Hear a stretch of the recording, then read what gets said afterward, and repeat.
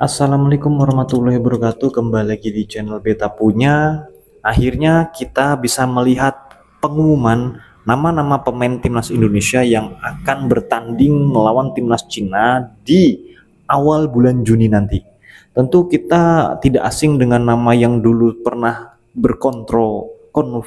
kontroversi, yaitu Stefano Lillipali, ya kan? Striker dari Borneo FC ini dulu pernah bikin kontroversi sensasional ketika STY masih melatih timnas Indonesia.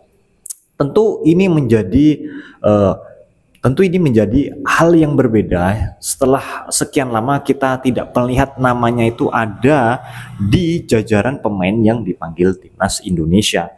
Ya, sedikit mengobati rasa rindu, ya, bisa jadi juga mengobati rasa kekecewaan Stefano Lillipali yang memang tidak pernah dipanggil timnas di era Coach STY dan pada akhirnya pun dipanggil lagi di era Coach Patrick Kluivert.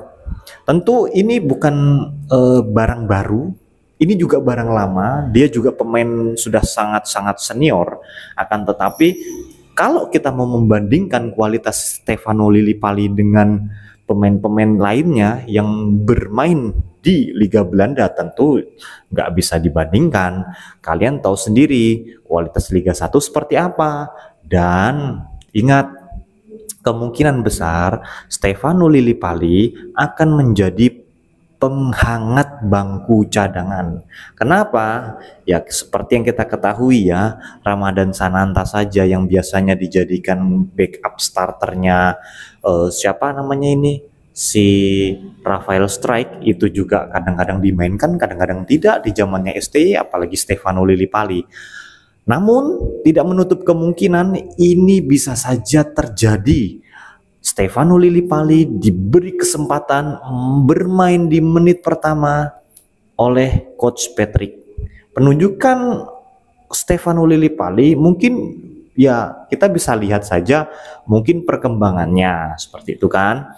Mungkin juga ya Coach Alex Pastor melihat ada perubahan di dalam Stefano Lillipali seperti itu. Tapi saya yakin Stefano Lillipali pasti akan memberikan yang terbaik untuk timnas Indonesia apapun itu yang terjadi, karena ini menyangkut dengan harga diri. Harga diri dia sebagai pemain, dia akan membuktikan betapa hebatnya dia di lapangan, walaupun nanti dia akan kesulitan untuk mencetak gol ke gawang Cina. Tapi saya yakin Stefano Lillipali akan berusaha secara maksimal terus-menerus, ya, walaupun pada saat akhirnya kalau dia nggak bisa bobol gawang Cina atau alias mandul, ya pasti diganti, ya kan, seperti itu.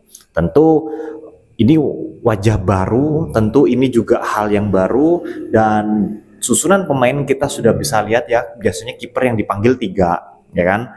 Sekarang 5 yang dipanggil, ya. Hernando Ari, habis itu ada satu lagi siapa namanya saya lupa, terus siapa lagi nih kipernya Bali United itu juga dipanggil, terus ditambah lagi mungkin yang dijadikan pemain utama pasti Emil Eduardo, ya, seperti itu. Tapi yang jelas kita akan mengharapkan timnas Indonesia bisa meraih 3 poin penuh di bisa meraih poin penuh di kandang setelah dulu kita pernah kalah di kandang Cina. Oke, jadi begitu teman-teman, ya. Kita sudah melihat pengumuman pemain-pemain timnas yang akan bertanding melawan Cina di tanggal 6 kalau nggak salah, tanggal 6 atau tanggal 7. Yang jelas Indonesia akan bermain ngotot dan akan berusaha mencari 3 poin penuh. Haram untuk kalah timnas Indonesia di kandang Indonesia, apalagi di hadapan para supporter fanatiknya. Kalau lawan Jepang ya wajar, kelasnya berbeda, ya. Mereka bermain di liga yang top tier nomor sekian, nomor 1. Kalau kita pemain-pemain Liga Belanda di klub-klub antah berantah, untung masuk Eredivisie, ya kan. Untung J-Itzes masuk Venesia pun di Serie A juga OTW degradasi, bos. Bukan di papan tengah ataupun papan atas. Tapi ya itu merupakan kualitas terbaik yang bisa kita capai. Oke, kita berharap timnas Indonesia menang. Kalian dukung terus timnas Indonesia. Kemungkinan saya tidak akan menonton di Stadion Gelora Bung Karno karena tiketnya ke sana sangat mahal ya. Jadi saya nonton dari rumah saja. Oke, terima kasih kalian sudah menonton. Saya akhiri. Wassalamualaikum warahmatullahi wabarakatuh.